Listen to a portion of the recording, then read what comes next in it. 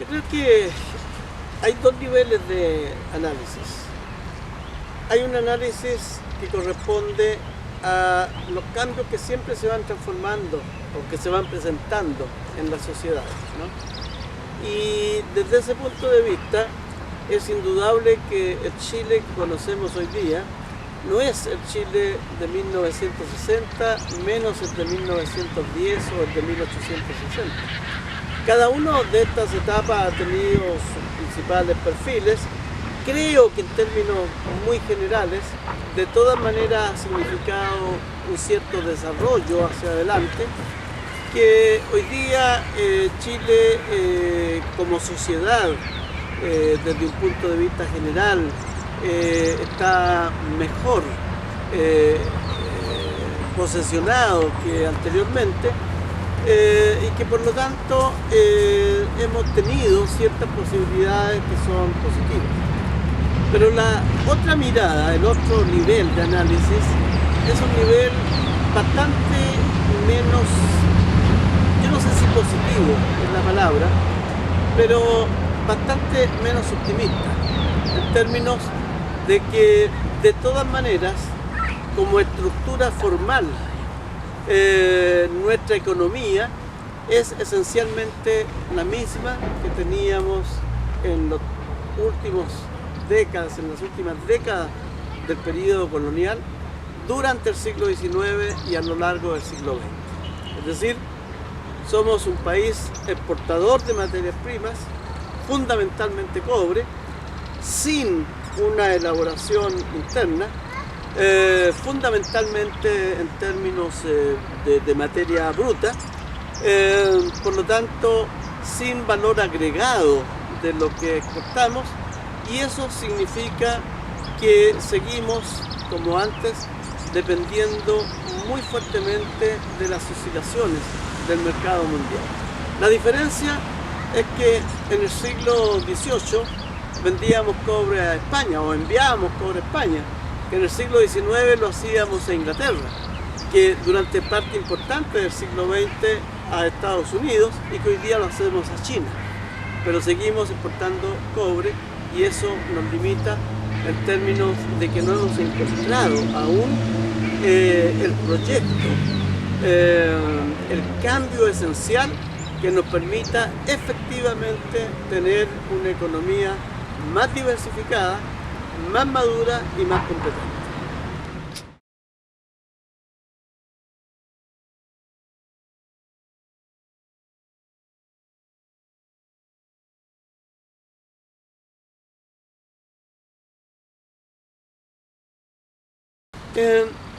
Si hago una relación histórica, el Chile tradicional, de los tiempos coloniales, que es la temática que trabajé en el libro La Serena Colonial, ¿no? Sobre las estructuras de poder interno, etc. Prácticamente La Serena era el límite norte del Chile, prácticamente.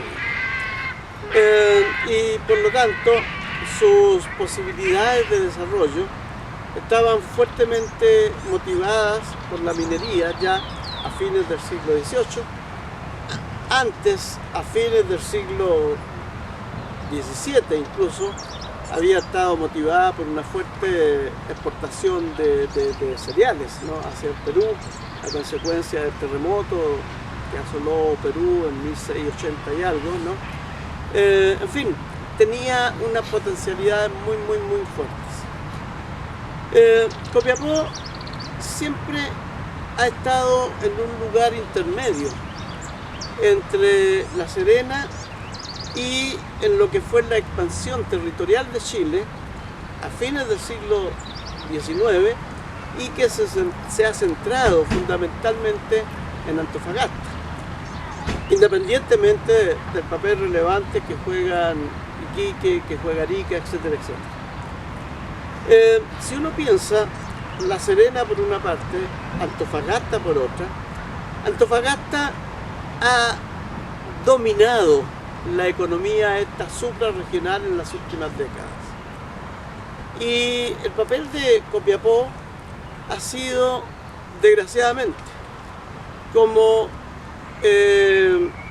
un espacio intermedio que les determina demográfica y socialmente con respecto a estos otros dos grandes, llamémosle enclaves, que significan La Serena y Antofagasta. Desde ese punto de vista, creo que hay dos situaciones que observar en esta relación. Lo primero, no puede haber un desarrollo a partir de una focalización específica, que sea La Serena, Copiapó, Antofagasta.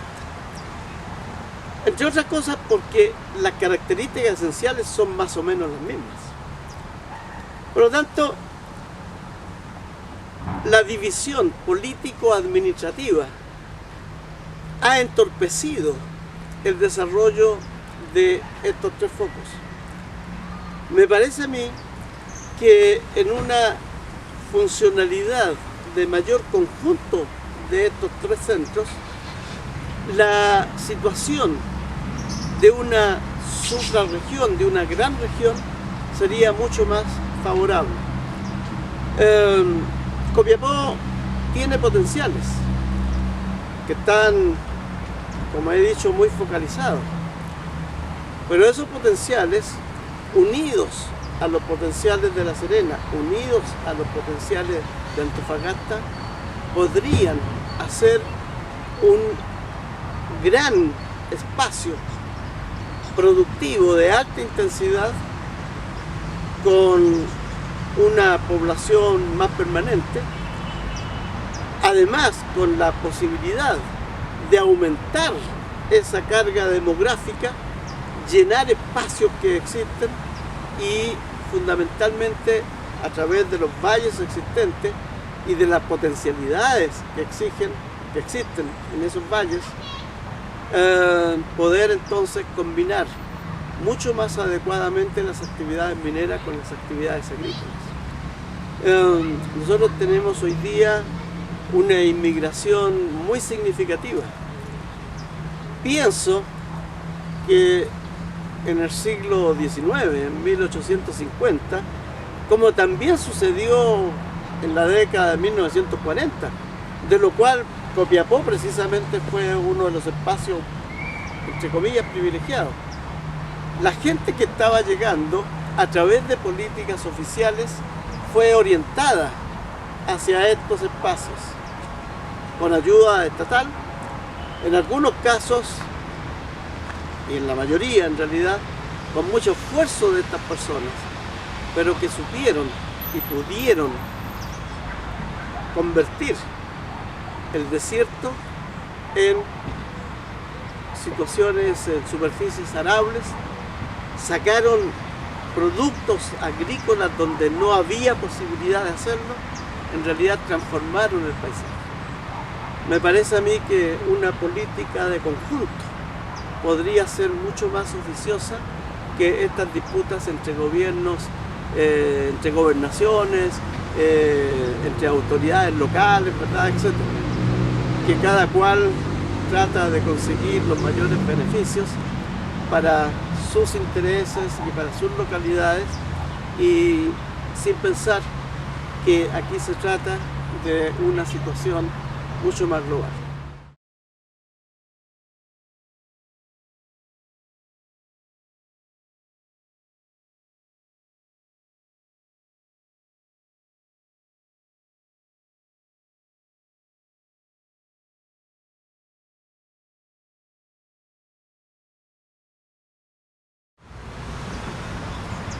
hubo una discusión muy grande en 1960, en 1970,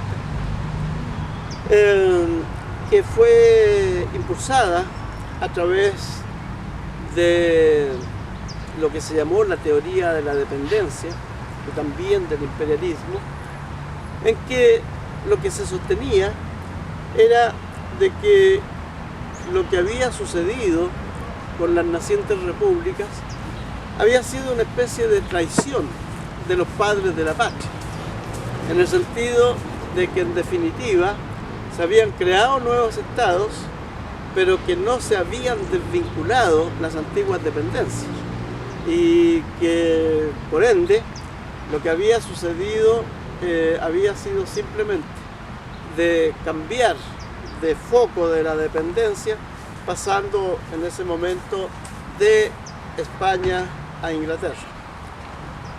Si uno piensa en términos de lo que realmente allí sucedía, los gobiernos, los nuevos gobiernos, también hay que pensarlos respecto a cuáles eran las posibilidades reales de construir no solamente nuevos estados, sino que también nuevas economías mucho más autosuficientes, menos dependientes y con posibilidades de construcción de mercados, con posibilidades de construcción de una economía que fuese dirigida por nacionales, etc. De hecho, hubo toda una legislación desde 1812 en adelante que siempre buscó combinar esta situación de una república que necesitaba organizar su propia economía con respecto a la experiencia colonial propiamente tal. Yo creo que el problema no se focaliza en 1810, 1820, 1830, sino que el problema hay que focalizarlo en un tiempo mayor, por ejemplo a lo largo del siglo XIX. En ese tiempo, en el siglo XIX, hay momentos muy importantes, como por ejemplo la década de 1860.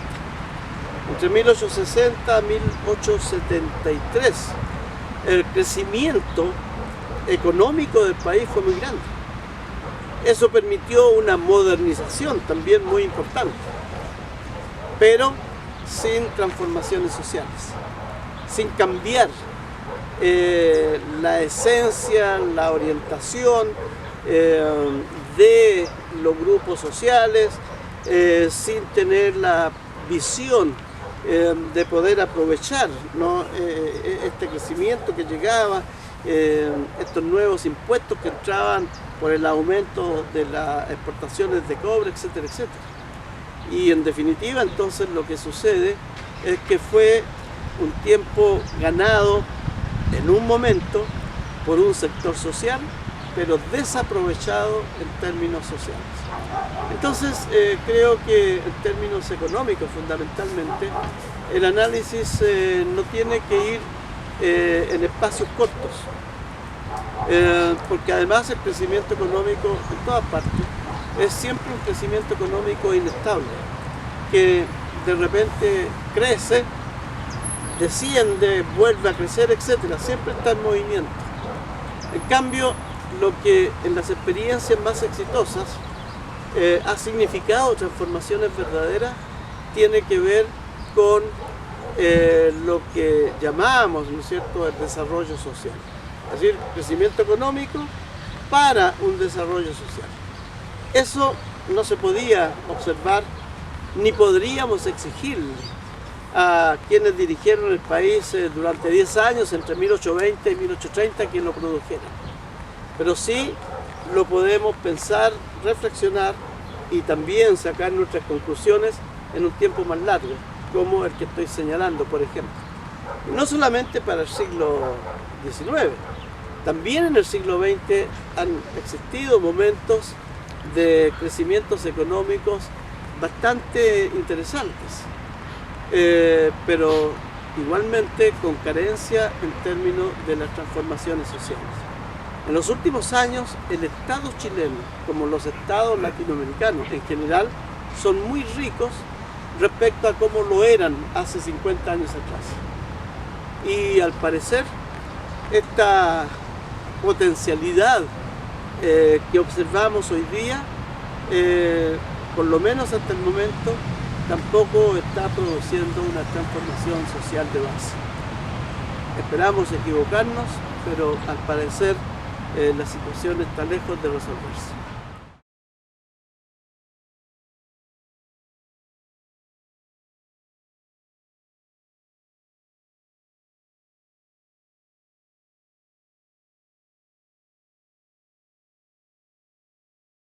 Es un problema que igualmente se puede visualizar desde diversos niveles. Hay un nivel pragmático que podría simplemente sintetizarse con legitimidad de que efectivamente la educación pública puede ser gratuita. Y en eso yo no tengo observaciones. Yo creo que sí podría ser gratuita. Porque además, pero en otros términos, con otro número de estudiantes, la educación pública fue gratuita hasta antes de 1973. Pero claro, la población estudiantil era, no sé si llegaría a un 10 o un 20% de lo que es la población actual. Por lo tanto, es difícil hacer ecuaciones desde ese punto de vista. Así que la primera observación sería, miren, sí, el Estado puede hacer una educación gratuita a nivel de universidades públicas. Pero en segundo lugar, para que ello sea efectivo y para que las universidades funcionen en términos eficientes,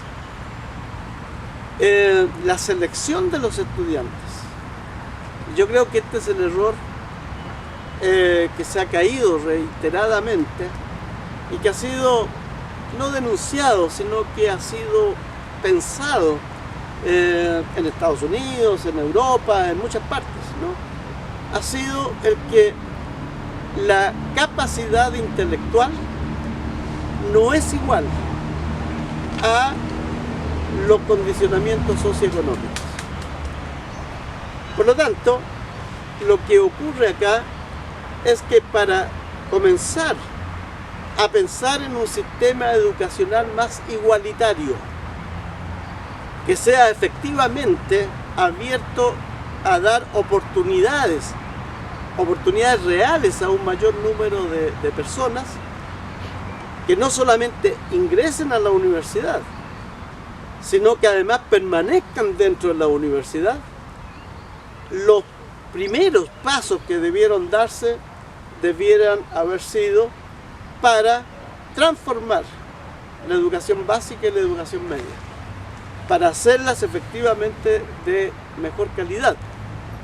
Estoy hablando de la educación pública, estoy hablando por lo tanto de la educación municipal, que mantiene a los estudiantes dentro de las aulas, que los mantiene durante los 12 años de permanencia allí, pero que siempre están en deuda respecto a su labor formativa para preparar a estos jóvenes a ingresar en igualdad de condiciones a la universidad junto con aquellos que han tenido una mejor educación.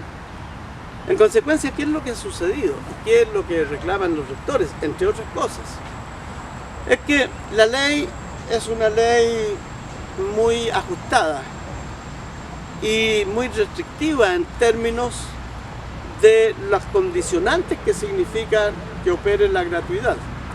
Entre otras cosas, un plazo determinado, que si el alumno no cumple, la universidad se obliga a asumir esos menos ingresos. En segundo lugar, sobre todo en el primer año, incluso en el primer semestre, hay un porcentaje importante de estudiantes que entran a la universidad que de acuerdo a sus condicionamientos socioeconómicos tienen el derecho a la gratuidad, y que yo estoy de acuerdo con ello, pero que por su formación anterior no son capaces ni de habituarse a la universidad, ni tampoco de seguir el ritmo mínimo académico que exige cada carrera, y que por lo tanto entre fines del primer semestre y el segundo semestre desertan, desaparecen. Y esas entradas, esos ingresos que estaban incluidos dentro del presupuesto de la universidad, dejan de aparecer. Por lo tanto, se transforman en un deterioro de lo que es el presupuesto universitario.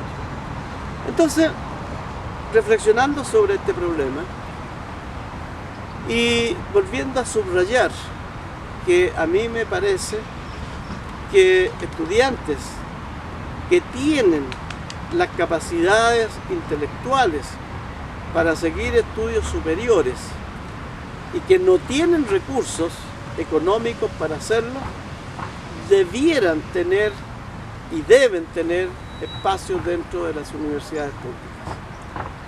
Pero que para ello y para hacer efectivamente igualitario el sistema, tiene que transformarse el sistema básico y el sistema medio.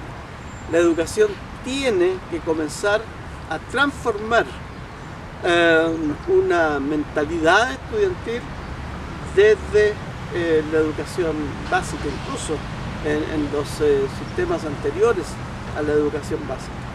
La educación chilena fue una muy buena educación, un muy buen sistema educacional. La educación pública chilena fue virtuosa en términos latinoamericanos.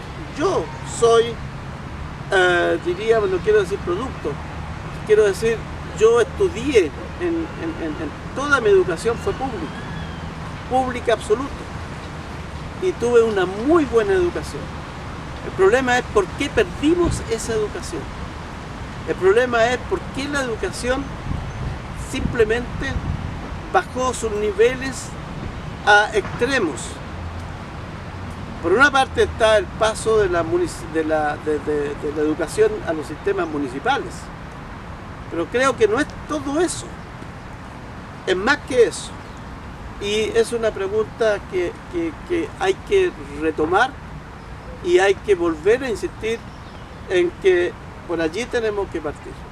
Ahora bien, las universidades fiscales, no sé, tendrán que asumir estas pérdidas, pero no la pueden asumir disminuyendo las exigencias universitarias. Porque hoy día el problema está en cómo retenemos a los estudiantes. Y hasta ahora el camino más recurrente es ir bajando los niveles de exigencia.